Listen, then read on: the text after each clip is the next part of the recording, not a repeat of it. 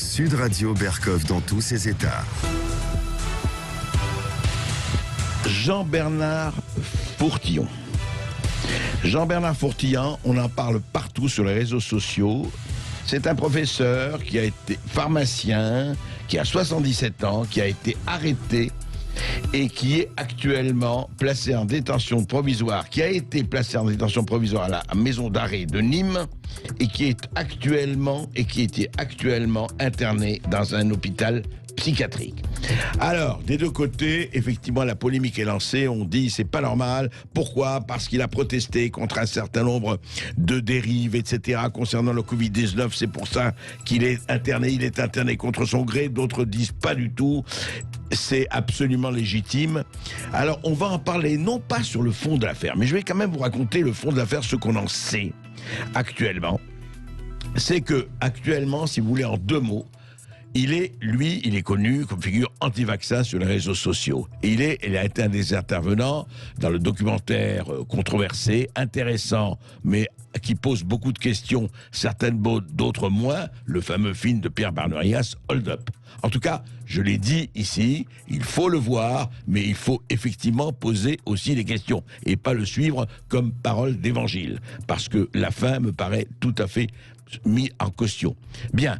À partir de ça, Jean-Bernard Fourtillon a accusé effectivement que l'Institut Pasteur, a dit Jean-Bernard Fourtillon, a participé à effectivement une création un peu au moment du SRAS, il y a quelques années, du SRAS le Covid. Alors, l'Institut Pasteur a déposé plainte pour diffamation. Ensuite, le professeur Jean-Bernard Fourtillon est impliqué dans l'affaire dite des essais cliniques de l'abbaye de Sainte-Croix à Saint-Benoît, près de Poitiers. En septembre 2019, l'Agence nationale de sécurité des médicaments et des produits de santé, la fameuse ANSM, a révélé que 350 personnes avaient fait l'objet de tests cliniques illégaux au sein d'une communauté religieuse. C'est la structure Fonds Josepha qu'a créé Fourtillon avec le professeur Henri Joyeux, qui aurait effectivement expérimenté ces nouvelles techniques, notamment des patchs contre les maladies d'Alzheimer et de Parkinson.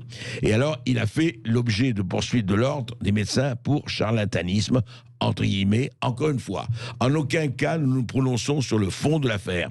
Est-ce que Fourtillon est dans son bon droit de faire ce qu'il a fait, et Joyeux ou pas ? Nous ne prononçons pas. En tout cas, il y a une plainte. Il y a eu effectivement une plainte des deux côtés. Et aujourd'hui, il est effectivement en hôpital psychiatrique à Uzès. Alors, le problème de savoir au fond, et le problème, c'était pas sur le fond du problème. Parce que sur le fond du problème, il faudrait qu'on passe 2 heures et on le fera après. Mais il faut enquêter et ce n'est pas en une demi-heure qu'on enquête sur cette histoire. En revanche, comment se passe l'internement ? Ce qui pose question, c'est que quelqu'un est interné psychiatriquement, il est là, il est encore là et il est encore à l'hôpital. Pourquoi et comment ? Qu'est-ce qui fait qu'on peut interner quelqu'un, et ce n'est pas un perdreau de l'année, il a 77 ans, il a une longue carrière de pharmacien, de médecin. Alors, comment ça se passe et qu'est-ce qui se passe ? Et nous avons demandé à Maître Raphaël Maillet, qui est avocat à Versailles, et qui s'est beaucoup occupé de ces problèmes-là, effectivement. Maître Maillet, bonjour. Bonjour. Alors, dites-moi, en fait, l'internement, on parle beaucoup de ça, vous savez, je pensais à une chose, c'est que quand il y a à rebours dans les affaires de terrorisme, etc., et Dieu sait s'il y en a eu, on dit c'est un déséquilibré et on le place en hôpital psychiatrique et pas à la justice. Là, c'est le contraire. C'est quelqu'un, après, on verra bien, l'enquête tranchera, mais quelqu'un qui est placé en internement et apparemment contre son gré. Comment peut-on être classé et dans quelles conditions contre son gré en internement ? Maître Maillet.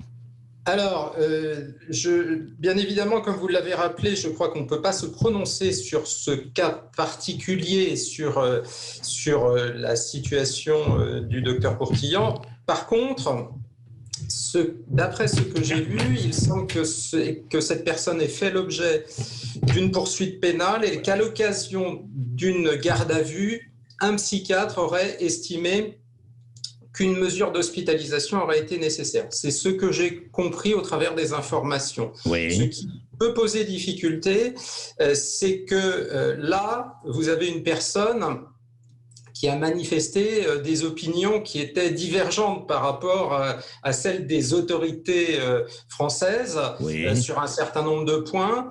Et la question est de savoir dans quelle mesure il ne peut pas y avoir une tentation d'un pouvoir quel qu'il soit d'utiliser les mesures d'hospitalisation psychiatrique à des fins qui ne sont pas celles qui sont prévues à cet effet. Je rappelle que dans ce type de cas de figure, l'hospitalisation n'est possible que si la personne fait l'objet de troubles mentaux, premièrement, et que ces troubles mentaux la rendent dangereuse pour la sécurité des personnes. Et pour l'ordre public, selon la loi. Pas forcément sauter aux yeux dans ce cas de figure, ou qu'elle cause un trouble grave à l'ordre public. C'est ça.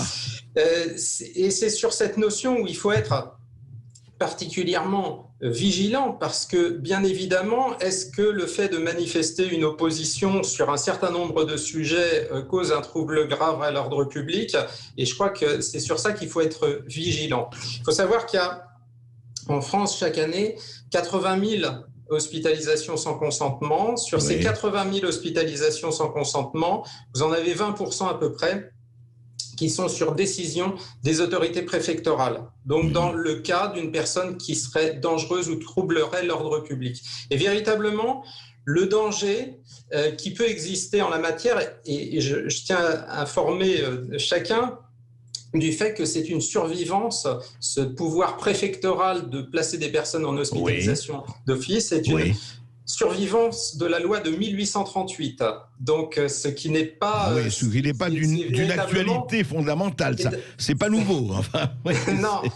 Et c'est une époque où le pouvoir préfectoral, le pouvoir de police avait véritablement la possibilité d'intervenir dans le débat public. Moi, ce que je crois, c'est qu'il faut être particulièrement vigilant, et c'est la raison pour laquelle aussi, aujourd'hui, et c'est depuis 10 ans maintenant, il y a un contrôle systématique des mesures d'hospitalisation sans consentement qui est effectué par le juge des libertés et de la détention, et que les personnes sont obligatoirement défendues par un avocat, ce qui n'était pas le cas auparavant. Et auparavant, vous aviez des hospitalisations qui duraient des années, pour lesquelles personne ne se penchait jamais sur la situation. Alors Maître Amaillé, effectivement, je crois que Jean-Bernard Fourtillan, je sais que Jean-Bernard Fourtillan est un avocat, je sais qu'il y a un juge, effectivement, qui a été, qui a instruit l'affaire, mais est-ce que, par exemple, si, c'est une question que je vous pose, par exemple, vous voyez,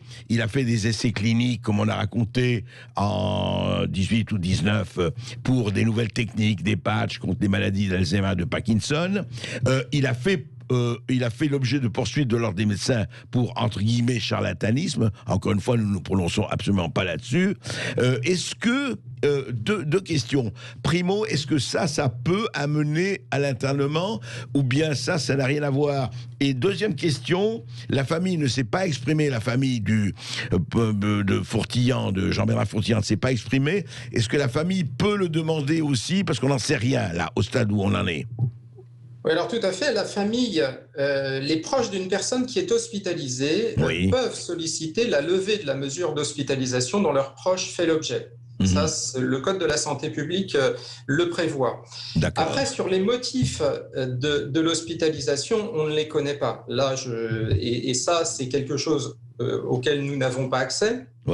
Si ce médecin doit passer dans les 12 jours de son début d'hospitalisation devant le juge des libertés et de la détention. Dans les 12 jours Dans les 12 jours, tout à fait. Ça, c'est une règle qui est posée depuis une évolution de la loi d'abord de 2011 puis de 2013.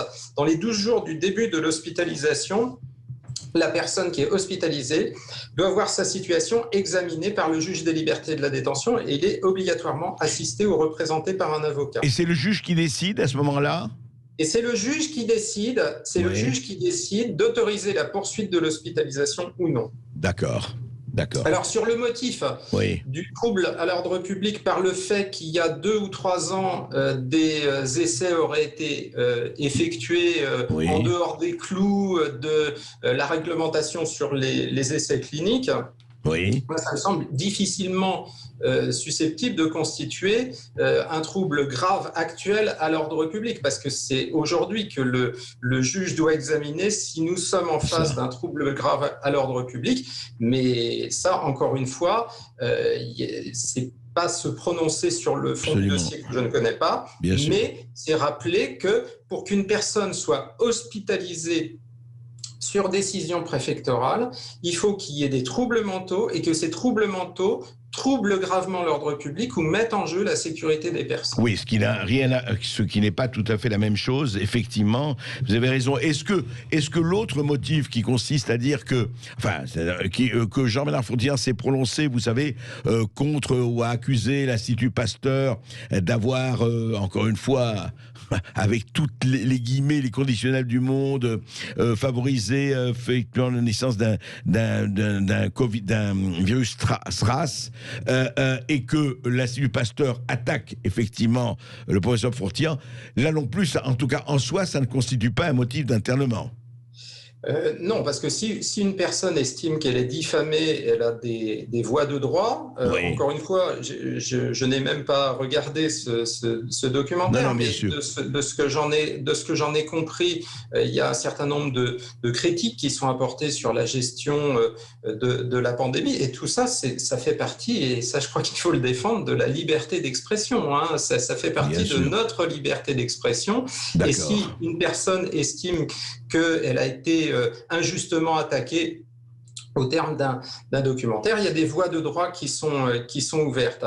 Mais en toute hypothèse, le fait d'exprimer une opinion n'est pas en soi révélateur d'un trouble mental, et qui, encore une fois, ne compromet pas la sûreté des personnes. Il faut bien voir que le trouble mental qui compromet la sûreté des personnes, c'est la personne qui a une bouffée délirante, qui entend des voix, et ça, ce sont des réalités, hein, ça, ce sont des réalités psychiatriques, mais ça ne semble pas cadrer avec ce profil que nous savons, de la situation.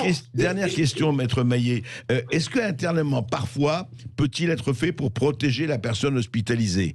C'est-à-dire que quelque part, il s'est mis dans une situation, non pas qu'il l'a demandé, hein, mais qu'il s'est mis dans une situation où effectivement on peut l'attaquer de manière diverse, d'ordre divers, pour des motifs divers et variés. Est-ce qu'il peut y avoir ça, est-ce que ça existe ? Alors tout à fait, mais ce n'est pas cette modalité d'hospitalisation, puisque si je vous ai dit que dans 20% des cas, c'était une décision préfectorale quand la personne était dangereuse pour le public, dans 80% des cas, la personne met en danger sa santé elle-même. Et ça, ce sont les hospitalisations sur demande d'un tiers ou en cas de péril imminent. Et donc, on ne serait pas dans ce cas de figure. Donc là, visiblement, nous sommes face à une décision de l'autorité publique. C'est le préfet qui a pris la décision, absolument. Pour hospitaliser quelqu'un. Et s'agissant de quelqu'un qui a exprimé des opinions critiques, je crois que c'est quand même... En tant qu'avocat, je suis un petit peu inquiet sur cette situation. Parce que d'un côté, vous avez parlé de cette attitude de déséquilibrisme qui était de qualifier comme déséquilibrés des gens qui ne l'étaient pas du tout quand ils avaient des projets criminels. Je crois qu'il faut combattre le déséquilibrisme, et il faut combattre aussi le fait qui pourrait être une tentation de restreindre de plus en plus les libertés publiques. Et je crains qu'aujourd'hui, les libertés publiques, elles sont un petit peu compromises par les temps qui courent. On peut se poser, j'espère. Mais de toute façon, l'institution judiciaire, et là, faut avoir quand même à l'idée qu'il y a un contrôle juridictionnel, et que nous verrons à l'issue de ce contrôle juridictionnel ce qui en ressortira. Merci beaucoup, Maître Maillet. Merci de vos éclaircissements. C'était important, effectivement, de mettre les choses au point, et nous allons continuer à vous en parler et à faire l'enquête. Et je rappelle que Maître Maillet est avocat à Versailles et qu'il avait d'ailleurs lancé une question prioritaire de constitutionnalité sur ces questions d'hospitalisation de force. Alors vous, qu'est-ce que vous pensez de tout ça? Est-ce que justement on parle d'une hospitalisation de force d'une personne qui exprime des opinions critiques? Alors là, c'est le cas du professeur Fourtillon, mais ça peut être le cas d'autres personnes et on sait que, comme l'a dit Maître Maillet, que ce genre d'hospitalisation augmente. Donc ça pose quand même des questions 20%. de 20%, oui tout à fait. Donc vous pouvez réagir à ce sujet en 0826 300 300, on vous attend. Sud Radio.